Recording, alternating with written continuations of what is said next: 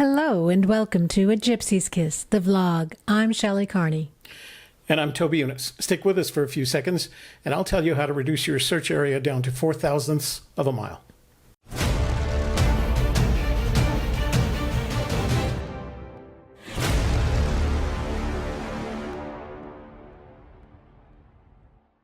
So how to reduce your search area to 4/1000ths of a square mile. How big is that? I'll tell you at the end of the presentation. How's that? Okay. Because I'll give you something to compare it to. Okay? So let me tell you first what we're going to do today. Today, our viewers are going to learn a simple but logical way to reduce the size of their search area and also, coincidentally, improve the quality of their solution. Okay. And we're going to do that all in less than 20 minutes. Nice. But before we get started, let's start with some things that we already know. So these are what we know about the treasure. Okay, let's see. What we know from Fenn about the treasure, that it's at least 8.25 miles north of Santa Fe, somewhere in the Rocky Mountains. It's in one of 4 states, and we know those 4 states are Montana, Wyoming, Colorado, and New Mexico. You can see the location on the map included in Too Far to Walk. So you can either find that in the book, or I think you can find it online if you search for Google. You can buy it online. And also Benchmark Maps has started selling a newer, a more recent version of it. It's smaller than the original that we bought, the poster that we bought way back when. But they are selling it. You can go to Benchmark Maps to find that. Okay. The treasure is located above 5,000 feet and below 10,200 feet. So that's important if you're a pilot. Know that altitude? And he was a pilot. That's right. Searchers have been within 200 feet of the treasure and have gone right past it. Obviously, they didn't find it or they would have kept it. Searchers have been within 500 feet of the treasure. So those were set on different occasions. And people have been within 500 feet of the treasure, but may not have known it. Of course, if they'd known it, they would have grabbed it. And some searchers have figured out the first 2 clues and then went right past the other 7, not knowing they had been so close. How close were they? Which in and of itself is interesting. What's curious about these is the 3 statements. Searchers have been within 200 feet of the treasure. People have been within 500 feet of the treasure. And searchers have been within 500 feet of the treasure. And the conclusion that I've made from that is that people who are not looking for the treasure and searchers who are looking for the treasure have followed the same path. Been on the same track, if you will. So this is what we know about the clues in the poem. Oh, well, we know there are 9 clues in the poem and that the clues are contiguous. The first clue is begin at where warm waters halt. And we have confirmed that because of the Radio New Zealand interview. Back in 2013. And you can find more about that on our video we made that's called When and Where Warm Waters Halt. So. In addition to that, we have the Radio New Zealand interview on our YouTube channel. That's right. And you can find the first 2 clues on Google Maps, so you don't have to leave home for the first 2 clues. At least the first 2 clues. So, but that's important too because it gives us an indication of what we need to do. So if the first clue is begin at where warm waters halt, the question you have to ask is then what's the second clue? And I think we have at least 2, maybe 3 options. Option number 1 for the second clue is and take it in the canyon down. Option number 2 is you take the 2 contiguous clues and you make 1 out of them and take it in the canyon down, not far, but too far to walk. So the way that we've interpreted it and how we'll interpret it for this video is we believe that the first clue is begin at where the warm waters halt. The second clue is take it in the canyon down. And the third clue is not far, but too far to walk. So we have at least the first 3 clues to work with, I believe. Okay. And that's kind of how we approached our recons, as well.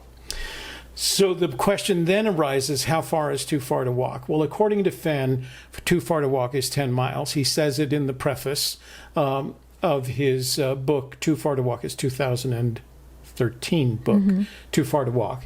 And I paraphrased it here. The river distance, and he's talking about as a child having walked the Madison River in order to fish on his own for several days. I think it was 3 days. The river distance was about 10 miles. I promised myself that someday I would make the trip again. That day never came for me. For now, it's just too far to walk. And after the book was published, in another interview, Fenn says that there was an unintended clue in the preface of that book, and it doesn't take a rocket scientist to figure it out. And Lord knows I'm not a rocket scientist, so I figured it out. But I know one if you need to meet one. You do know a rocket scientist. It's the boyfriend to your beautiful daughter, Alicia. He's That's a rocket right. scientist, isn't he? Yes, he's on his way. Working at Sandia, but probably has a lot of good things in his future as a rocket scientist. Yeah. So if we begin at where warm waters halt, it only is useful as a first clue if there are a couple of conditions associated with it. And the first condition is that it has to be geographically exact. If it's not geographically exact, if it's not, and I'm just going to use these as examples, Ojo Caliente, New Mexico, or if it's not where the warm waters on the Cimarron River end and the trout waters on the Cimarron River began at the confluence with Goose Creek. So it has to be that specific. Otherwise, it becomes perfectly useless to anyone who's searcher. You can't have the broad one. We made that decision that the warm waters halted at the intersection of the road down Sinks Canyon, up Sinks Canyon, and what was once the warm waters of the Western Interior Sea. And since the second clue is take it in the canyon down, they have to intersect with one another. There has to be some form of intersection between where warm waters halt and the canyon that you're going to have to follow down. So I was going to do this on a map, and I realized on a map it would just be too detailed, so I just made graphics to represent it. The concept would be the same, whether you did it in graphically or whether you did it graphically on a map, overlaying it on a map. So here's the warm waters halt, geographically exact. I can give it. I can get longitude and latitude. I can enter that longitude into my and latitude into my GPS, and I can go directly there. Somewhere in that geographic existence is the intersection with the road that represents the canyon down. And we know that the distance from the warm waters halt to the end of the trip down the canyon is 10 miles. Now, I don't know whether I mentioned this earlier, but we've already done a video on that called How Far is Too Far to Walk? Right. And we actually measured the distance from where we thought Fenn put into the Madison River. 10 miles is too far. He gets out at, I want to say Browns Hold Campground, but I'm not sure that I'm correct there. I can't remember that. He mentions the campground in the story. He mentions the campground that he leaves. If you go back 10 miles along the river from that, that's a big distance. If you look at the likely places east of West Yellowstone that he put in, it's probably more like 6 miles, maybe as little as 4.8 miles. Nonetheless, we don't think it's 10 miles, and we've never treated it that way in our recons. So you can take a look at that video and take a look at the maps that we measured to grab the datum from. So the other thing that he said is that both searchers and people who weren't searching have been within 500 feet of the treasure. So the assumption that we're making is that that since they're both on the same path, the road that is the canyon down, the treasure is within 500 feet either side of that road. So now you can do a calculation that says, I'm going to multiply that 1,000, the rectangle, right? I want to figure out what the size of the rectangle is. So the search area is 1,000 feet times 10 miles, or 1,000 feet times 5,280 times 10, or 52,800,000 square feet. 800,000 square feet. That is the equivalent of 1.89 square miles. Now, that sounds like a big number, but it is a significantly smaller number than some of the numbers we've seen tossed around for, the Rocky Mountains in Wyoming or the Rocky Mountains in Colorado. Those numbers are big in terms of square miles. 1.89 square miles is pretty reasonable once you start thinking about it. So then the next question is, how do we get it tighter? Mm-hmm. We don't know exactly where the home of Brown is. If anybody did, they're damn close to the treasure. We know that people have gone past that as a clue. So here's what we think. We think that the home of Brown is visible from that road that you're taking the canyon down in. That makes sense because you have to put in below the home of Brown. Our assumption is that put in represents getting off the road. So in order to get off the road and drive to Fenn's infamous parking spot, you have to be able to see the home of Brown. And it's likely not something that you can see on Google Maps. And as we've mentioned in the past, it is our opinion that the home of Brown is actually somehow geologically related, so it has some sense of permanence, so that you can actually see it from that road. At that point, the home of Brown is probably 500 feet away from you, and you're going to turn in that direction. Now, I'm not telling you which direction to turn here because I don't know yet. I'm going to assume that this is the south face of the canyon, just because every time we've been out on a recon, the south face looks fenny and the north face doesn't. I mean, it's just kind of what it boils down to. So I made it a left turn, and you're going to drive 300 feet to the parking spot, because at the parking spot, you and Fenn were both 200 feet from the treasure. That's kind of what he said. That you got it, and then somehow or the other, you decided to go past it, right? Because they've all gone past that point. Mm-hmm. And I'm not sure why. I mean, I can't tell you why they went past that point. There might be additional road. The parking spot may be a pullout, but he's said that they've been within 200 feet. He said that they figured out the first two clues, and then for whatever reason, in both cases, they went past it. Mm-hmm. So the important thing to do is stop at the 300 feet off the road, find what looks like that parking lot at 200 feet, and then stop and gather your wits, because apparently everybody gets to that point and either receives an injection of energy of some kind and just keeps going, like, hey, we're in New Mexico. Didn't we start in Colorado? So it's important at that point to stop and collect yourself and look at your maps and see what you've got and determine how you could possibly be within 200 feet of that treasure. And the likelihood, as we've suggested in other videos, is we're not looking for a treasure. What are we doing? Well, first you got to find the home of Brown, and then you got to find the blaze. Right. We're looking for a blaze, because until you've found that blaze, you're not going to find the treasure. So at the point that you're 200 feet away, what you should invest your time in, both looking on your maps and boots on the ground and starting the whatever walk it is off the path that it is, you're going to be looking for the blaze. That's really the next thing that you have to find. Now, is it no place for the meek? Yes, we're going to talk about that next week. So bottom line is, we think that the parking spot that Fenn walked from and that you will walk from is approximately 300 feet off the road from the canyon down. And that puts you within that 200 feet of the treasure. Well, now, if you're within 200 feet of that treasure, you can do the calculation.